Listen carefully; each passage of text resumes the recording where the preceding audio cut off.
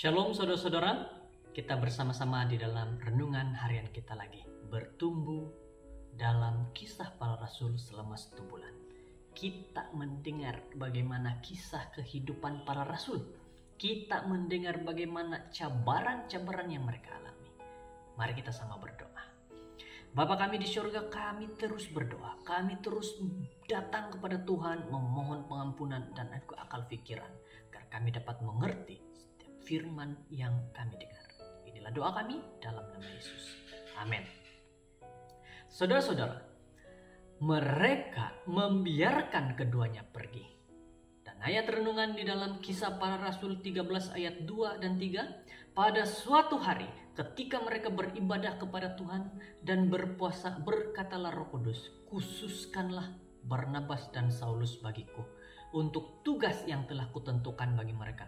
Maka berpuasa dan berdoalah mereka. Dan setelah meletakkan tangan ke atas 2 orang itu, mereka membiarkan keduanya pergi. Jemaat Antiokhia ialah satu perkumpulan umat percaya yang begitu istimewa di abad pertama. Kita diberitahu di Antiokhia murid-murid itu untuk pertama kali disebut Kristen.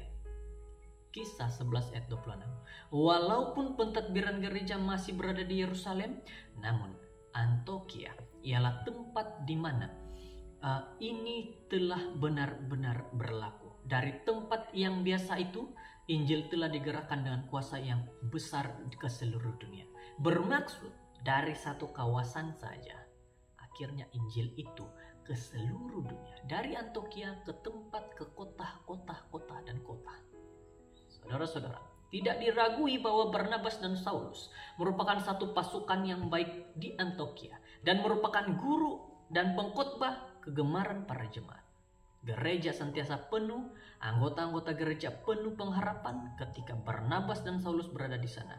Jika Anda bertanya kepada para anggota, mereka akan mengundi agar kedua-dua orang itu akan menjadi penunggu gereja yang tetap.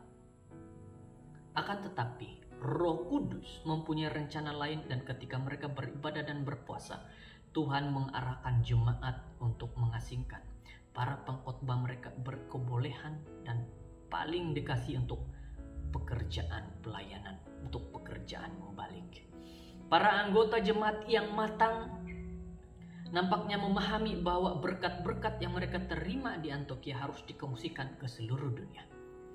Oleh itu, setelah satu upacara pengurapan yang ringkas, Barnabas dan Saulus pergi dengan berkat jemaat dan memulakan perjalanan pelayanan pertama mereka bersama-sama. Saudara-saudara, apabila sesuatu yang positif berlaku dalam mana-mana bidang kehidupan, sama ada gereja, di tempat kerja, maupun di kawasan kejiranan, adalah semula jadi bagi kita untuk meneruskannya selama-lamanya. Akan tetapi sama seperti menimbun makanan yang baik dalam peti sejuk menyebabkan kerusakan pada makan tersebut, kita tidak seharusnya selalu berusaha untuk menimbun berkat-berkat Tuhan sehingga mengecualikan orang lain yang mungkin memerlukan pertolongan. Dengan selalu berkongsi berkat merupakan cara yang terbaik untuk menambahkan berkat, dan dengan itu kita akan memenuhi tujuan kemurahan Tuhan untuk semua orang di planet ini.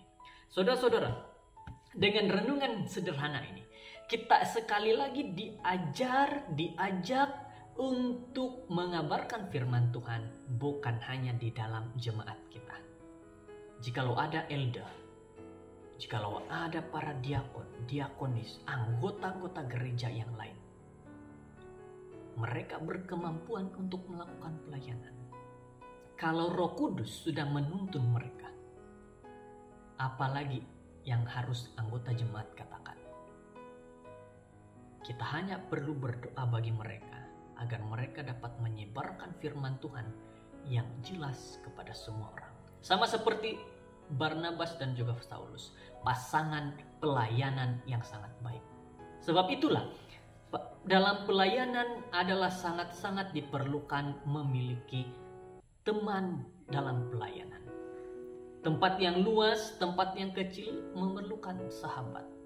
Saudara-saudara yang terkasih dalam Tuhan Yesus, sangat menarik pelajaran pada hari ini. Mengajak kepada kita supaya berpikir dengan lebih jelas lagi. Tidak kira kamu elder, anggota biasa ataupun siapapun. Jikalau Roh Kudus mengatakan pergi, lakukan pelayanan ke satu kampung, satu daerah, satu kota, satu negeri negara, pergi karena Roh Kudus menuntunmu. Semoga kita diberkati. Mari berdoa. Allah Bapa di surga, kami sangat-sangat diberkati hari ini dengan firman-Mu mengatakan bagaimana Barnabas dan juga Saulus diberkati oleh jemaat untuk pergi melaksanakan pelayanan di luar gereja mereka. Terima kasih Bapa. Saat ini kami mohon, kami juga dikirimkan Roh Kudus untuk menyatakan bahwa di mana harus kami pergi melayani. Terima kasih Bapa. Terima kasih Tuhan dengan firman yang begitu baik. Dalam nama